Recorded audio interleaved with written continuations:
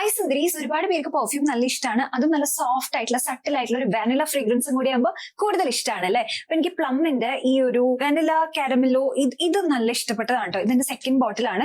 ആദ്യത്തെ ബോട്ടിൽ മേടിച്ചപ്പോൾ ഈ ക്യാപ്പ് കുറച്ച് ലൂസ് ആയിരുന്നു, അതെനിക്കൊരു നെഗറ്റീവ് ആയിട്ട് ഫീൽ ചെയ്തിട്ടുണ്ടായിരുന്നു. പക്ഷെ ഇത് നോക്കുമ്പോൾ ക്യാപ്പ് അത്യാവശ്യം ടൈറ്റ് ആണ്, എന്നാൽ അത്ര ട്രാവൽ ഫ്രണ്ട്ലി അല്ല. ഞാൻ എപ്പോഴും ഒരു കുട്ടി ബോട്ടിൽ കാണിച്ചില്ലേ, അതിലേക്ക് ട്രാൻസ്ഫർ ചെയ്യുന്നതാണ് നല്ലത്. ട്രാവൽ ചെയ്യുമ്പോൾ ഇത് ഗ്ലാസ് ആണ്, കാണാനൊക്കെ നല്ല ഭംഗിയുണ്ട്, പക്ഷെ ട്രാവൽ ചെയ്യുമ്പോൾ കുറച്ച് ബുദ്ധിമുട്ടായിരിക്കും കേട്ടോ. പിന്നെ ഫ്രേഗ്രൻസ് ഞാൻ നേരത്തെ പറഞ്ഞ പോലെ നല്ലൊരു വെനില ഫ്രേഗ്രൻസ് ആണ്.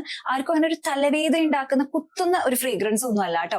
അപ്പൊ ഞാൻ എപ്പോഴും പെർഫ്യൂം അപ്ലൈ ചെയ്യുമ്പോൾ ശ്രദ്ധിക്കുന്ന കാര്യം എന്താണെന്ന് വെച്ചാൽ, ആദ്യം വാസ്ലിൻ അല്ലെങ്കിൽ ഏതെങ്കിലും ഒരു ബോഡി ലോഷൻ അങ്ങനെ എന്തെങ്കിലും എടുക്കാം കേട്ടോ. അധികം ഫ്രേഗ്രൻസ് ഇല്ലാത്ത ഏതെങ്കിലും ബോഡി ലോഷൻ എടുക്കണേ. എന്നിട്ട് നമ്മൾ ഈ പൾസ് പോയിന്റ്സ് ഇല്ലേ, അവിടെ അപ്ലൈ ചെയ്ത് കൊടുക്കുക. എന്നിട്ട് ഇതിന്റെ മീതയ്ക്ക് നമ്മൾ പെർഫ്യൂം ഇട്ട് കൊടുക്കുമ്പോൾ കുറെ കൂടി ലോങ് ലാസ്റ്റിംഗ് ആവും. എന്നിട്ട് ഈ പൾസ് പോയിന്റിൽ തന്നെ ജസ്റ്റ് ഒന്ന് ഒരു സ്പ്രേ ഇട്ട് കൊടുത്താൽ മതിയാവും കേട്ടോ.